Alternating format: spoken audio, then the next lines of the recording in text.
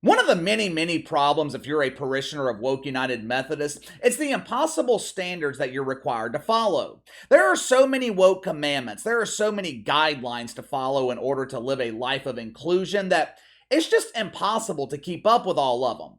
These guidelines, they open you up to the liability of being labeled a hypocrite. For example, during the summer of 2020, the NBA, they dedicated their platform to combating mythical racism. The league put on this nice public front, pretending to be dedicated to diversity, inclusion, basketball is for everyone. NBA Summer League's going on right now. The games are being broadcast on ESPN. I want you to watch a Summer League game. There might be one on tonight. When you're watching, I want you to take a shot every time you see a white player on the court. Don't bother buying a liter. I would advise that you buy a single miniature bottle because that's all you're going to need. The case is the same in the NHL. Last summer, the NHL, they rededicated their lives to the filth. They were baptized and born again. Just like the NBA, deacons at Woke United Methodist, they gave the NHL the directive to make their league more diverse. Hockey is for everyone. The NHL is dedicated to making sure that women pretending to be men exercise their right to have their teeth removed by the big stick. ESPN is supposedly dedicated to diversity. The definition of diversity is a little bit different, though, with the worldwide leader in woke. ESPN defines diversity as getting rid of anything lacking melanin and offering reparations to any birthing person who chooses to identify with a marginalized group. Last Tuesday, while all of us normal people were celebrating the birth of this country, shooting fireworks with your kids, relaxing by the pool, perhaps you even spent too much time in the sun, which made you closely resemble a former president. Orange Man bad! While all of us normal people were celebrating the 4th of July, the owners of Ben&Jerry's, they took it upon themselves to celebrate America in a more non-traditional way. There were no fireworks at the headquarters of Ben&Jerry's in Vermont. The only sparks flying were the ones created by the friction from the supersized drumstick hitting the butt bongo. There was no apple pie. Hell, a company famous for their ice cream. They weren't even offering their most popular flavors on July 4th. Flavors like blue raspberry balls, the preferred flavor of Megan Rapinoe. Strawberry Sabre, the favorite of the Star Trek virgin Mike Freeman. Last Tuesday, Ben&Jerry, they were not in a celebratory mood. Their spirits were down. They were battling through a depressing reality. You see, the land this country recognizes as its own, this land, it does not belong to America. No! Just because it says United States of America on a map, that does not mean this land is rightfully ours. This land was stolen. This land was confiscated. It must be returned to its rightful owners. According to Ben&Jerry, the land that you are occupying right now, it belongs to Native Americans. Now, of course, you can't call them that anymore.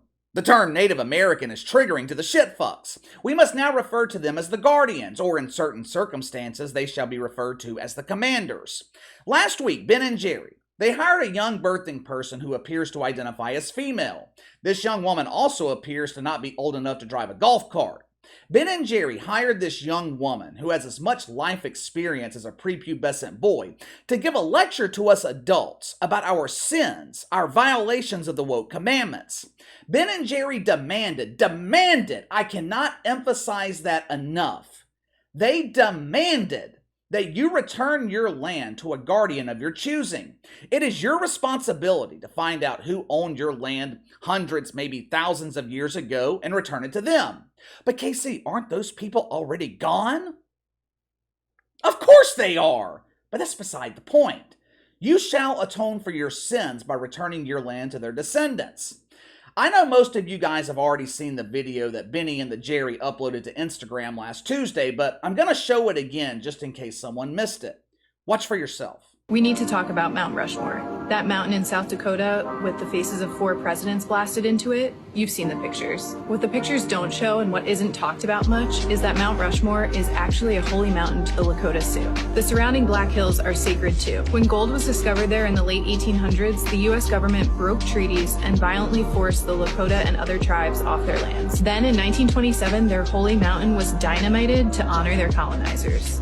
That's so messed up. 2 of the 4 white men whose faces were blasted onto the mountain enslaved people.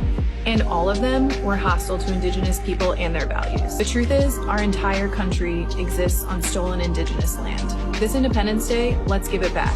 Return Mount Rushmore to the Lakota. This was not a subtle message. The directive couldn't be any clearer. This July 4th, let's return our land back to the Guardians. When we talked about this last week, I wondered if Ben and Jerry were going to lead by example. With over 500 locations in America, there's got to be at least one shitty ice cream parlor that is sitting on land that belonged to the commanders, maybe in 200 BC. There's got to be a factory located on land that once belonged to the Guardians. Me personally, I took this directive from Ben and Jerry very, very seriously. I did my own research. I wanted to know who owned my land before it was developed into a residential neighborhood. As it turns out, the land that I currently own, it was once inhabited by a family of masturbating bears. I contacted the family to see if they wanted their land back. Fortunately for me, the family of bears, they found a nice stretch of land located next to a cow farm. They are very, very happy there. They never run out of visuals for wanker spanking. They also have an endless supply of milk. So, I did my part here. But what about Ben and Jerry? It's been a full week. They've had plenty of time to research. They've had plenty of time to find the previous owners of their land. They've had more than enough time to lead by example. Imagine my surprise when I noticed that not one location of Ben and Jerry's has been donated to the Native Americans. Not a single location. Every one of them is pretending like it's business as usual. But that's okay. That's okay. Maybe Ben and Jerry, maybe they've just been too busy making sure that us normal people are following through with their directive. Fortunately for B&J, a Native American chief in Vermont, he's taking care of the research for them. The headquarters for Ben and Jerry's is located in South Burlington, Vermont. The town of South Burlington, it has a plethora of serious problems. For starters, there's a serious lack of diversity. South Burlington is a booming metropolis of over 20,000 residents. 90% of those residents have a problem maintaining levels of melanin. In other words, they're white people. There's only 243 black people living in South Burlington. Now, I was unable to find data as to how many Native Americans are living in South Burlington, Vermont, but I do know of one. His name is Dan Stevens. Dan Stevens? That sounds like the name of the Geek Squad manager at Best Buy. But Mr. Stevens, he is the chief of the Mohegan Band of the Abenaki Nation, and I hope I'm pronouncing that right. But this is good news, right? Mr. Stevens, he's a part of a band. Ben and Jerry, they are reportedly huge fans of the Bongo Band. They already have something in common here.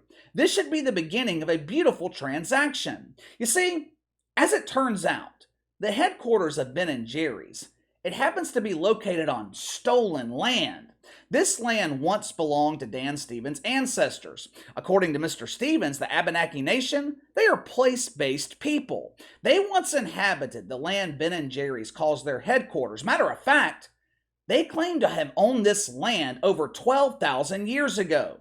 Mr. Stevens, he contacted Ben and Jerry's about this transgression. He notified them that their headquarters is sitting on land that once belonged to the Abenaki Nation. Mr. Stevens is a reasonable man. He is simply requesting that Ben and Jerry work with him to improve the lives of indigenous people. And by improve the lives, I'm assuming that Mr. Stevens is telling Ben and Jerry, give us back our land. This should be no problem, right? I mean, just last week, Ben and Jerry were demanding that everyone else donate their land to its previous owner. But it's strange. For some reason, no one can get in touch with Ben and Jerry. Several mainstream media outlets have reached out to them for comment. Silence. According to Fox Business, the Abenaki Nation, they have been trying to work with Ben and Jerry for years on this matter. Years! But for some reason, the land remains in the hands of the unrightful owners. Why? This has been going on for years, and Ben and Jerry are serious about atoning for their sins. You would think they would have come up with a compromise by now. And when I say compromise, I mean moving their ass off the land. Of course, that's never going to happen because Ben and Jerry don't really believe the bullshit they're promoting. It was nothing but a virtue signal to make them appear to care about Native Americans while also denigrating America on the day set aside to celebrate America. You know, I think it's ironic that in the video they published on July 4th, Ben and Jerry, they were talking about giving away Mount Rushmore. They wanted to focus on land, hundreds and hundreds of miles away in South Dakota, while the real problem was literally sitting right under their desk. Unilever is the parent company of Ben & Jerry's. Now, Unilever is headquartered in the UK. It's responsible for brands like Dove, Sunlight, Magnum, not the condom for the supersized cucumber. I'm talking about Magnum, the brand of ice cream. Since this video was posted by Ben & Jerry last week, the stock price of Unilever has fallen by 0.5%. Now, that might not seem like much, but that 0.5% drop, it represents over $2 billion in lost value. I checked through all Unilever brands. The only one that's been hit with negative PR is Ben & Jerry's. The only one facing a potential boycott is Ben & Jerry's. I have yet to hear of anyone who is boycotting Dove soap. Except, of course, the shit fucks. But, I mean, they've been boycotting soap for years. Now, do I think Ben & Jerry's should be forced to give their land back to the Native Americans? No. Do I think they should donate the land since, they demanded Mount Rushmore be returned? Yes. If you're going to demand something of someone else, it's only right that you practice what you preach. But what you're preaching is complete bullshit. Just because someone's ancestors owned land 12,000 years ago, it doesn't mean they have the rights to that same land today. But this is what happens when you're a member of Woke United Methodist. The story's always the same. The hypocrisy always catches up to you. In the past, none of this has mattered. Woke corporations, they could virtue signal. They could align themselves with whatever twisted cause they preferred in the moment, while also neglecting normal people, and there were no consequences. But that is no longer the case. Corporate America, they are now being held accountable by real America, and they don't like it. Give me your thoughts, though. Should Ben & Jerry's donate their land back to the Abenaki Nation? Their silence right now is absolutely deafening. They were all proud last week. They were front and center, supposedly fighting for indigenous people. But when it's time for them to put up or shut up, when it's time for them to put their land where their mouth is, Ben & Jerry are hiding under their desk. Should they be pressured by the media or should they be pressured by normal people to give up their land? You let me know. Sound off in the comments below. Make sure to like and subscribe. Click the notification bell to receive all notifications from the channel. Best way to contact me is by email at btlkc84@gmail.com, kc_btl84 on Twitter. I'll see you guys later.